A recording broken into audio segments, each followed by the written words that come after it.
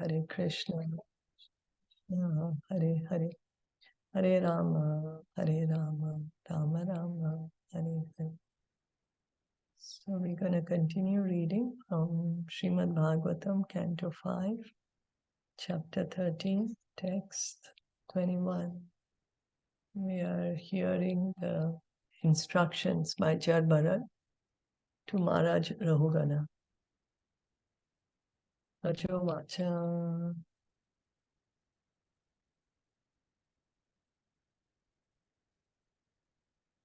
Aho nirjanma khila janma shobhanam. Aho nijanma khila janma shobhanam. Kim janma bhistver aparer api amushmin. Kim janma bistiv aparer api amushmin. Nayad rishikesha yasha kritatmanam. Naya drishikesha yasha kritatmanam.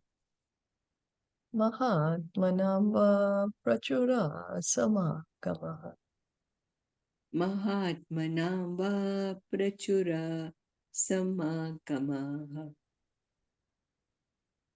Translation and purport by His Divine Grace A.C. Bhaktivedanta Swami Srila Prabhupada. King Rahūgaṇa said, "This birth as a human being is the best of all. Even birth among the demigods and the heavenly planets is not as glorious as birth as a human being on this earth. What is the use of the exalted position of a demigod? In the heavenly planets, due to profuse material comforts, there is no possibility of associating with devotees. Human birth is a great opportunity for self-realization. One may take birth in a higher planetary system among the demigods, but due to the profusion of material comforts, one cannot gain release from material bondage." So why is it said that human birth is even better than birth in heavenly planets, being born as a demigod? Because in the heavenly planets, you can get attracted, you get attached to the material comforts, and you. Yeah. Right. That's right, because there's too much enjoyment. True. But We then get when we attached. see like how Brahma, Lord Brahma and all, they are in fact so exalted, right? Brahma, Shiva. Yeah. But Yeah. it's Our like, Lord yeah, Brahma is a pure devotee. yeah, like Lord Shiva also, Oh, yes. right? Oh, yes. Mm. Yeah, Lord So Shiva, we have to understand, he is not an ordinary living entity. Huh? He is not like how we are Jiva Tattva. Lord right. Shiva, he's in a category by himself.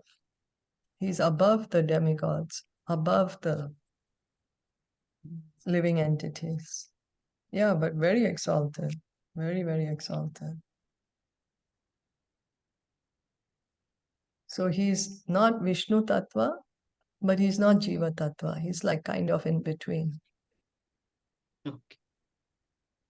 So even on this earth, those who are very opulent do not generally care to take to Krishna consciousness. An intelligent person actually interested in getting freed from the material clutches must associate with pure devotees. By such association, one can gradually become detached from the material attraction of money and women.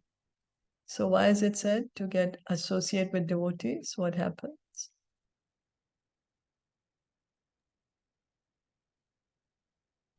Then the self-realization comes and you can go back to Godhead, right? Yeah, that's right. Yeah. When we associate with devotees, our desire to serve Krishna awakens. Right. And you get detached from the material attraction. Yes, yes. Money and women are the basic principles of material attachment. So we may say, oh, well, I'm a woman, so I'm not attached to other women. But for the woman, it's the man. So Anyway, Sri Chaitanya Mahaprabhu therefore advised those who are actually serious about returning back to Godhead to give up money and women in order to be fit to enter the kingdom of God. Money and women can be fully utilized in the service of the Lord, and one who can utilize them in this way can become freed from material bondage. Satam prasangan mama virya samvito bhavanti hritkarna rasayana kathaha. Bhagavatam 3:25-25. Only in the association of devotees can one relish the glorification of the Supreme Personality of Godhead. Just through a little association with a pure devotee, one can become successful in his journey back to Godhead. So, which is the verse? Lord Chaitanya says about association with the pure devotee. Do you remember?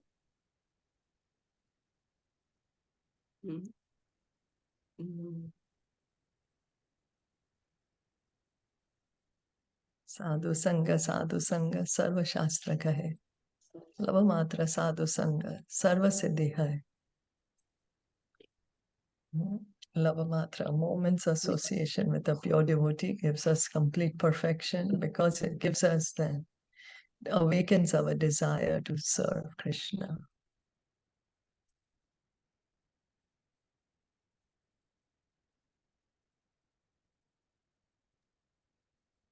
He adbhutam tvacharanabjarenubhi. Nahi adbhutam tvacharanabjarenubi. Atam haso bhaktiradhokshaje mada. Hatam haso bhaktir adhokshaje mala. Mahurtikadyasya samagamachame. Mahurtikadyasya samagamachame. Dustar kamulopahato vivekaha. Dustar pahato vivekaha. It is not at all wonderful that simply by being covered by the dust of your lotus feet, one immediately attains the platform of pure devotional service to Adhokshaja, which is not available even to great demigods like Brahma. By associating with you just for a moment, I am now freed from all argument, false prestige, and lack of discrimination, which are the roots of entanglement in the material world. Now I am free from all these problems. Association with pure devotees certainly frees one from the material clutches. This is certainly true of King Rahūgaṇa's association with Jaḍa. King Rahūgaṇa was immediately freed from the misgivings of material association. The arguments offered by pure devotees to their disciples are so convincing that even a dull-headed disciple is immediately enlightened with spiritual knowledge. So this is the magic of association with the pure devotee of the Lord. Namo Mahadbhyo Stu Nama Shishubhyo. Namo Mahatbhyo Stu Nama Shishubhyo. Namo Yuvabhyo Namava Tubhyaha. Namo Yuvabhyo Nama Avatubhya. Ye Brahmanagam Avadhutalingash. Ye Brahmanagam Avadutalingash. Charanti Tebhya Shivamasturadchanam. Charanti Tebhya Shivam Asturagnyam. I offer my respectful obeisances unto the great personalities, whether they walk on the earth's surface as children, young boys, avadutas, or great brahmanas. Even if they are hidden under different guises, I offer my respects to all of them. By their mercy, may there be good fortune in the royal dynasties that are always offending them. King Rahūgaṇa was very repentant because he had forced Jaḍa to carry his palanquin. He therefore began offering prayers to all kinds of brahmanas and self-realized persons, even though they might be playing like children or hiding in some guises. The four Kumaras walked everywhere in the guise of 5-year-old boys, and similarly, there are many brahmanas, knowers of Brahman, who traverse the globe either as young men, children, or avadutas, being puffed up to their position. The royal dynasties generally offend these great personalities. Therefore, King Rahūgaṇa began to offer his respectful obeisances unto them, so that the offensive royal dynasties might not glide down into a hellish condition. If one offends a great personality, the Supreme Personality of Godhead does not excuse one, although the great personalities themselves might not take offense. Maharaj Ambarish was offended by Durvasa, who even approached Lord Vishnu for pardon. Lord Vishnu would not grant him pardon. Therefore, he had to fall down at the lotus feet of Maharaj Ambarish. Even though Maharaj Ambarish was a Kshatriya Grahast, one should be very careful not to offend the lotus feet of Vaishnavas and Brahmanas. So King Rahūgaṇa is he's asking for forgiveness from all the great souls, because he's saying, we don't even realize who is a great personalities. They may be walking like children, like how the four Kumaras, or like Jaḍa was appearing to be like dull and dumb, but he was a great Mahabhagavat. So we may also unintentionally offend some great personalities. So here, Maharaj Rahūgaṇa is asking for forgiveness from all of them. Shri Shuka Uvacha. Shri Shuka Uvacha. Iti evam uttaramata. Iti evam uttaramata. Save Brahmshi Sutta Sindhu Pataya. Save Brahmarshi Sutta Sindhupataya. Atma Satatvam Vigana Yataha. Atma Sattvam Viganayataha. Paranubhava Parama. Paranubhava Parama. Karunikatayopadishya Rahūgaṇena. Karunikatayopadishya Rahūgaṇena. Sakarunam Abhivandita Charana. Sakarunam Abhivandita Charana. Apurna Nava Eva Nibrita Karanormi. Apurna Nava Iva Nibrata Karanormi. Ashayo Dharanim Imam Vichachara. Ashayo Dharanim Imam Vichachara. Srila Sukadeva Goswami continued, My dear king, O son of Mother Uttara, there were some waves of dissatisfaction in the mind of Jaḍa due to his being insulted by King Rahūgaṇa, who made him carry his palanquin. But Jaḍa neglected this, and his heart again became calm and quiet like an ocean. Although King Rahūgaṇa had insulted him, he was a great Paramhams. Being a Vaishnava, he was naturally very kind-hearted, and he therefore told the king about the constitutional position of the soul. He then forgot the insult because King Rahūgaṇa pitifully begged pardon at his lotus feet. After this, he began to wander all over the earth just as before. In Srimad Bhagavatam 3.25.21, Kapila describes the symptoms of great personalities, Titikshasva Karunika Surida Sarvadehinam.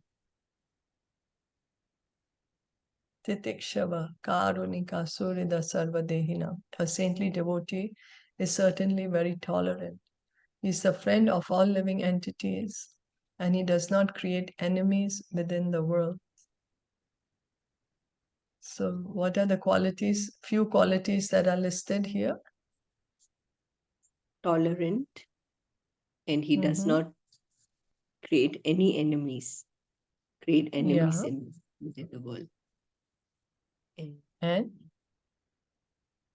Surida Sarvadehina, friend of all living Friend of all entities. living entities. Yeah. A pure devotee has all the qualities of a sadhu. Jaḍa is an example of this.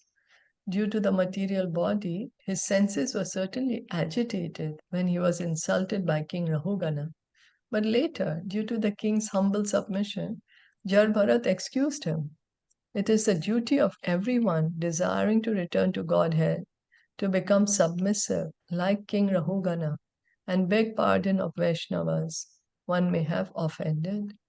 Vaishnavas are generally very kind-hearted. Therefore, if one immediately submits himself at the lotus feet of a Vaishnava, one is immediately cleared of offensive reactions. If one does not do so, the reactions will remain and the results will not be very palatable. So we may commit mistakes, offend a Vaishnava, and we are advised to immediately ask for forgiveness, not let it go on. So immediately if we ask, then the effects of the mistake is not so much. We can quickly counteract.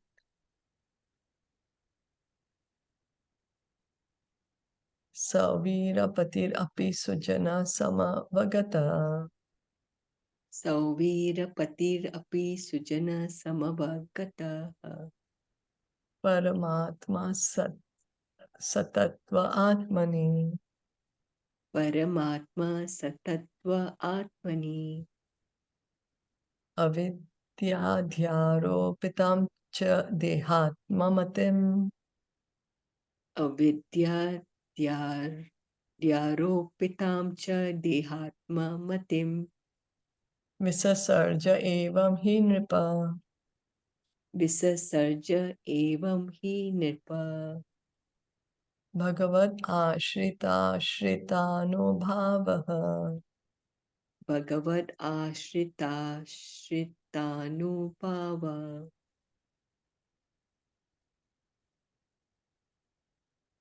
After receiving lessons from the great devotee Jaḍa, King Rahūgaṇa of the state of Sauvira became completely aware of the constitutional position of the soul. He thus gave up the bodily conception immediately. My dear king, whoever takes shelter of the servant of the Lord is certainly glorified because he can, without difficulty, give up the bodily conception. As stated in Caitaniya Caritamita Madhya 22.54, Sadhu Sangha Sarva Shastra Kar, Lava Matra Sadhu Sangha Sarva Siddhi Hai. It is a fact that if one takes shelter of a pure devotee, one attains all perfection, even if the association is a short one. A sadhu is a pure devotee of the Lord. It has been our practical experience that the first instruction of our spiritual master infused us with Krishna consciousness, so that now we are at least on the path of Krishna consciousness and can understand the philosophy. So Srila Prabhupada is speaking about himself. The very first meeting he had with his Guru Maharaj, Srila Bhaktisiddhanta Saraswati Thakur. So Srila Bhaktisiddhanta Saraswati Thakur, in the very first meeting, gave him the instruction that you're a young man, you know English. You spread this knowledge of Bhagavad Gita in the English language. So Srila Prabhupada didn't have a lot of association with his spiritual master, but he took his instruction seriously. And Srila Prabhupada is saying because of the kindness of his spiritual master, he is in Krishna consciousness.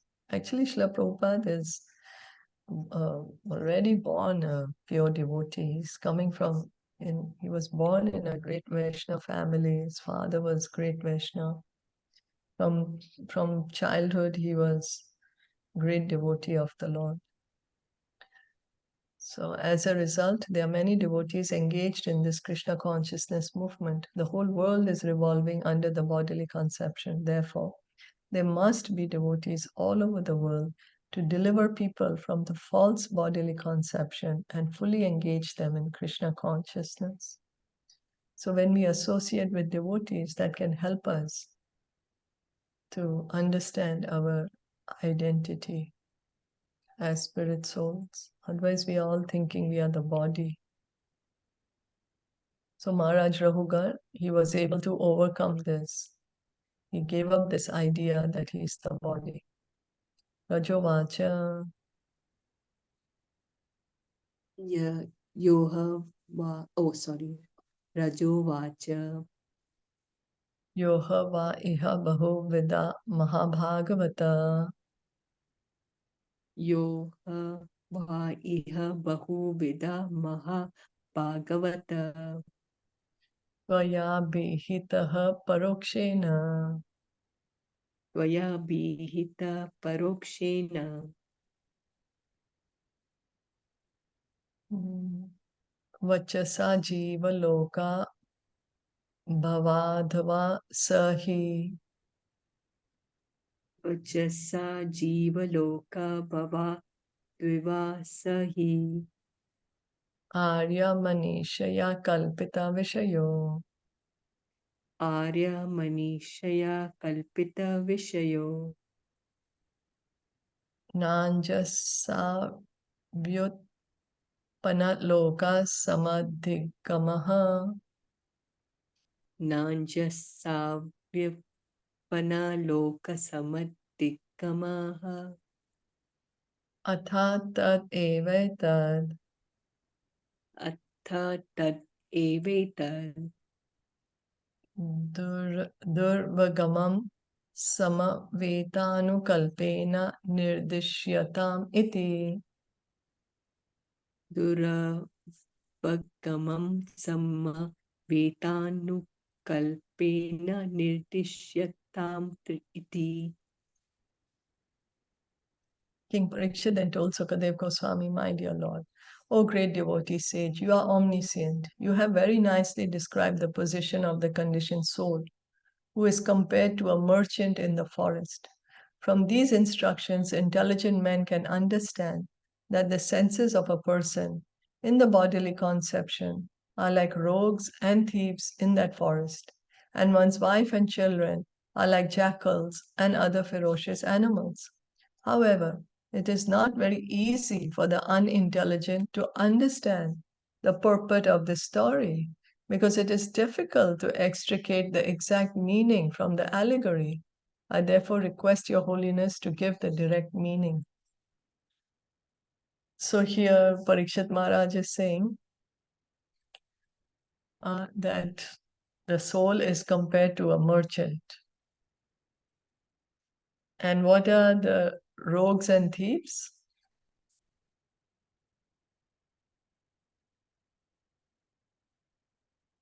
The senses. Yeah, the senses. So this is a Yeah. person like in the bodily conception, conditioned soul. So his senses, so our senses are like rogues and thieves. And then what are like jackals and other ferocious animals?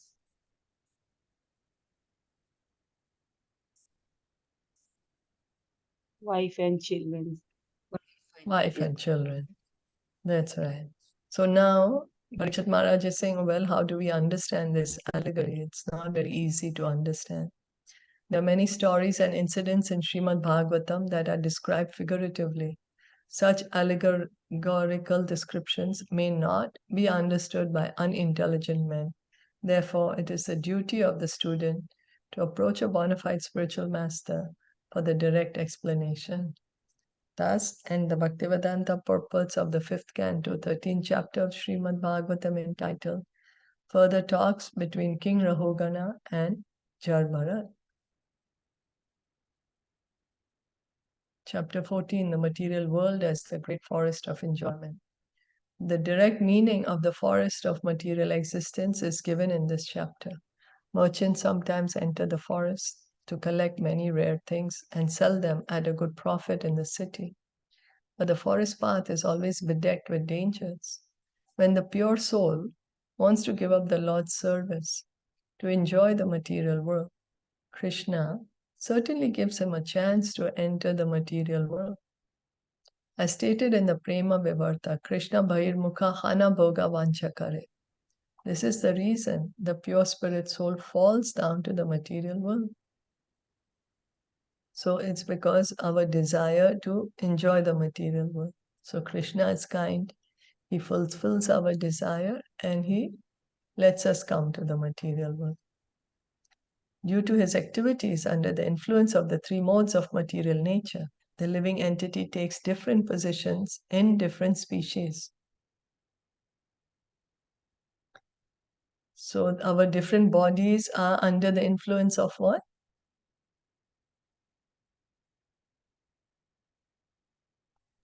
Our desires, according to our desires. Yes. And under the influence of? The three modes of material nature. Yeah. So based on our desire, we get different bodies, and these bodies are all under the control of the modes of nature. Sometimes he is a demigod in the heavenly planets, and sometimes a most insignificant creature in the lower planetary systems. In this regard, Srila Narottam Das Thakur says, Nana Yoni Sadafir. The living entity passes through various species. Kardarya bhakshana kare. He is obliged to eat and enjoy abominable things. Tara janma adapate yaya. In this way, his whole life is spoiled. Yeah, because, as demigods, we've eaten very wonderful, wonderful foods which we've not even tasted on this earth. But as hogs, we've also eaten abominable things because of the cycle, the samsara. We have been demigods also, we have been animals also. Without the protection of an all-merciful Vaishnava, the conditioned soul cannot get out of the clutches of Maya. As stated in Bhagavad Gita, Manasasthani Indriyani Prakriti Sthani Karshati.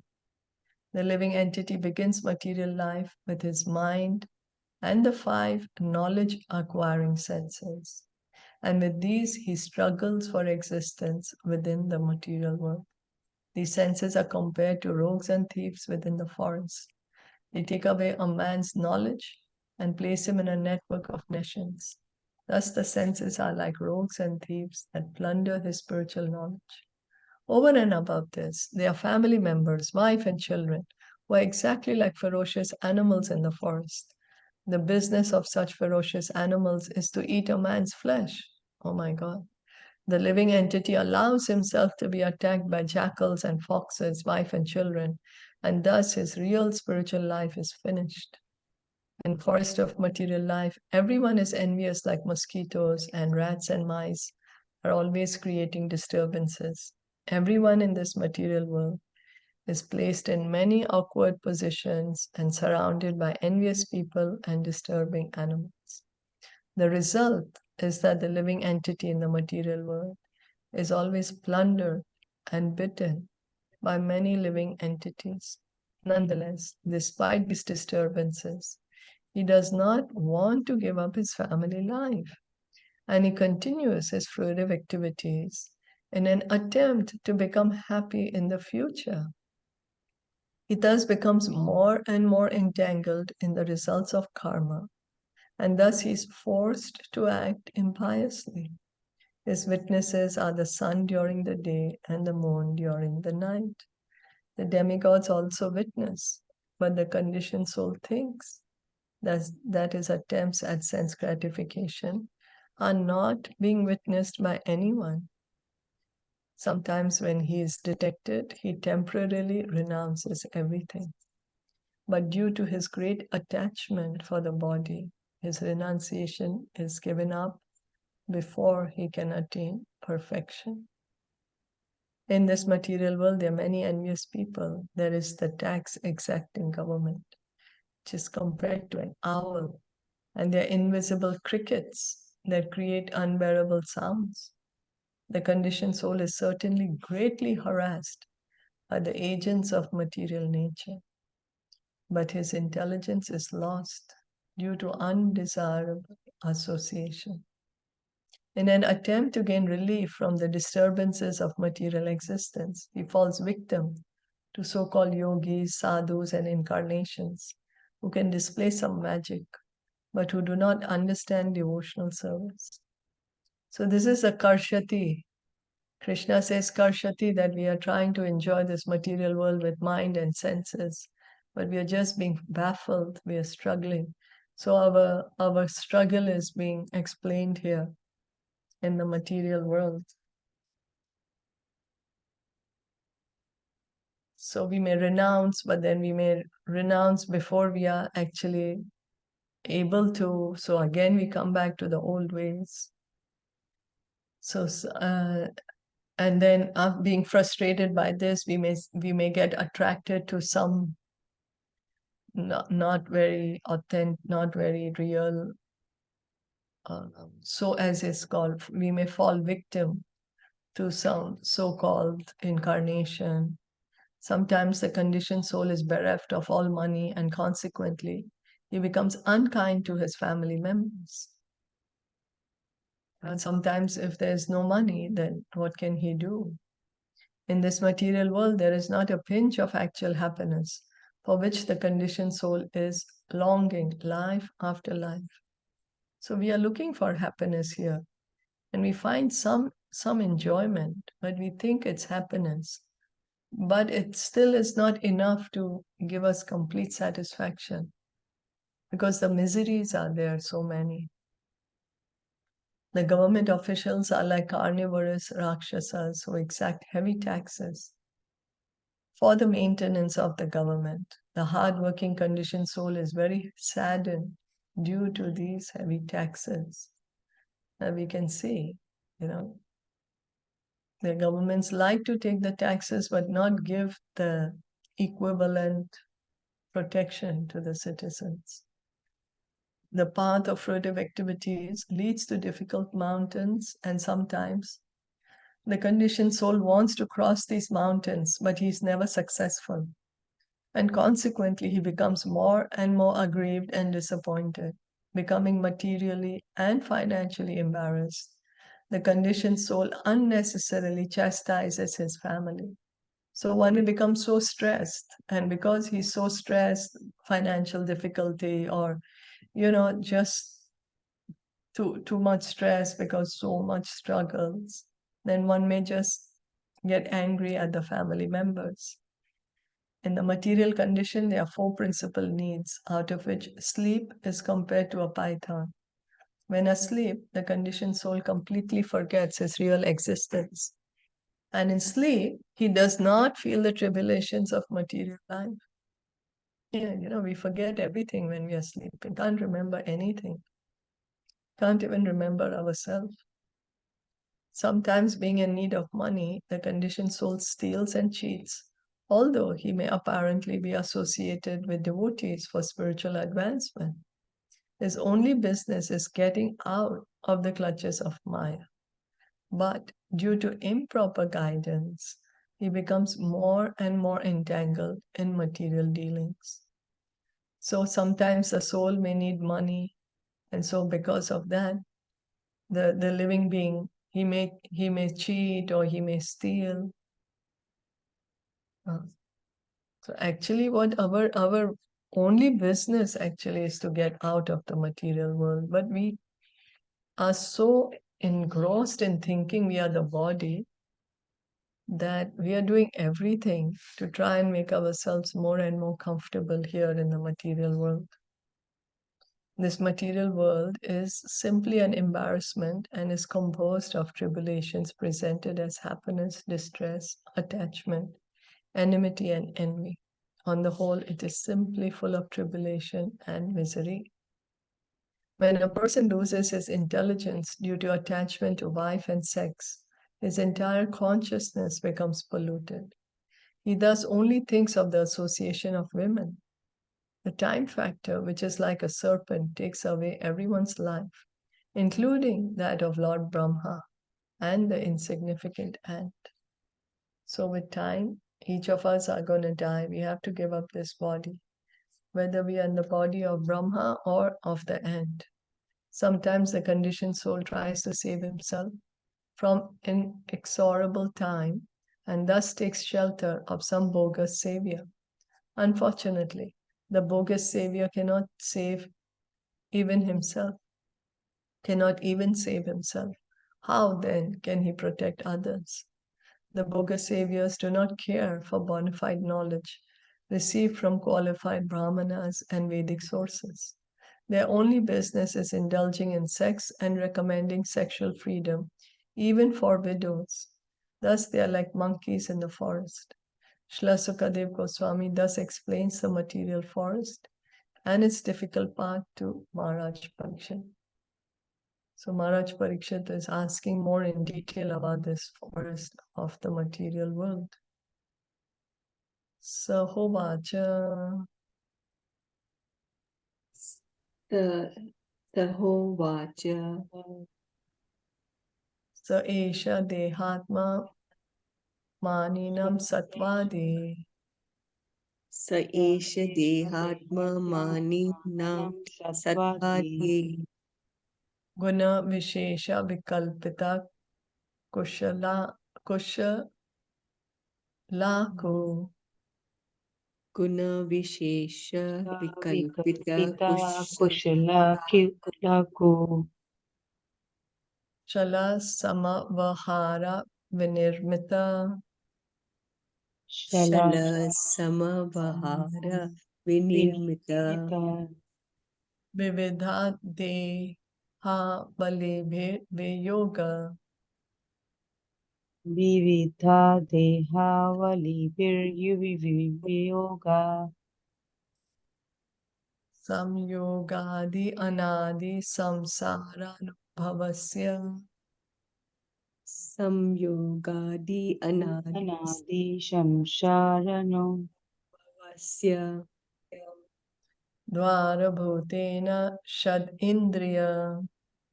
Dvarabhutena shad Indriya. Vargena tasmin durgadhavavat asugame. Vargena Davshim Durga Davad Ashogame. Dhvani apatita ishvarasya. Dhvani Pita apatita Ishvarasya. Bhagavato Vishnur Vashavartinya. Bhagavato Vishnu Vishnu Vartabhaya Vartinya. Mayaya jiva loko yam yatha. Mayaya Maya Jiva Loko Yamam Yatha. Maniksarthortha para swadeha. Vanikshartho Ratha Pareha. Nishpadita karmanubhavaha. Nishpadita Nishpadita karmanu Karmanu Bhaveha. Shmashanavat ashivat mayam. Samshavyam. Smashanavat Vad Ashivatam Ashivatamaya Ayam. Samsharatam Shamsharatvam Yayam. Gato nadyapi viphala. Gato Gato Nadyapi Nadyapi Viphala Viphala. Bahu pratiyoge hastattapo pashama manim. Bahu Pratiyoge Hastatapo Pasha Manim Manim. Hari Guru Charanaravinda. Hari Hari Guru Guru Charana Madhukaranu padavim avarundhe. Madhukara Madhukaranu Padave Anubhadvami Avaru Arvindalehi. When King Parikshit asked Sukadev Goswami about the direct meaning of the material forest, Sukadev Goswami replied as follows: My dear king, A man belonging to the mercantile community, Vanik, is always interested in earning money. Sometimes he enters the forest to acquire some cheap commodities like wood and earth and sell them in the city at good prices. Similarly, the conditioned soul, being greedy, enters this material world for some material profit. Gradually, he enters the deepest part of the forest, not really knowing how to get out. Having entered the material world, the pure soul becomes conditioned by the material atmosphere, which is created by the external energy under the control of Lord Vishnu. Thus, the living entity comes under the control of the external energy, Devi Maya. Living independently and bewildered in the forest, he does not attain the association of devotees who are always engaged in the service of the Lord. Once in the bodily conception, he gets different types of bodies, one after the other, under the influence of material energy and impelled by the modes of material nature, sattva-gun, rajogun, and tamogun. In this way, the conditioned soul goes sometimes to the heavenly planets, sometimes to the earthly planets, and sometimes to the lower planets and lower species. Thus, he suffers continuously due to different types of bodies. These sufferings and pains are sometimes mixed. Sometimes they are very severe, and sometimes they are not. These bodily conditions are acquired due to the conditioned soul's mental speculation. So it's the pure soul. The pure soul gets attracted to enjoy the material world. So it's like entering a forest. So we have entered the forest, but we don't know how to get out. And we are getting more and more entangled in the forest by our activities, by our karma. So he uses his mind and five senses to acquire knowledge, and these bring about the different bodies and different conditions. Using the senses under the control of the external energy Maya, the living entity suffers the miserable conditions of material existence. He's actually searching for relief, but he's generally baffled, although sometimes he's relieved after great difficulty. Struggling for existence in this way, he cannot get the shelter of pure devotees, who are like bumblebees, engaged in loving service at the lotus feet of Lord Vishnu. The most important information in this verse is Hari Guru Charana Aravinda Madhukara Anu Padavim. In this material world, the conditioned souls are baffled by their activities, and sometimes they are relieved after great difficulty. On the whole, the conditioned soul is never happy. He simply struggles for existence. Actually, his only business is to accept the spiritual master, the Guru, and through him, he must accept the lotus feet or the Lord. This is explained by Sri Caitanya Mahaprabhu, Guru Krishna Prasade Paya Bhakti Lata Bija. So our only business should be surrender to Krishna. Krishna is saying Sarva Dharma Parityagya. So our business should be under the guidance of a Guru, surrender to Krishna. But we are making so many other businesses. People struggling for existence in the forests or cities of the material world are not actually enjoying life.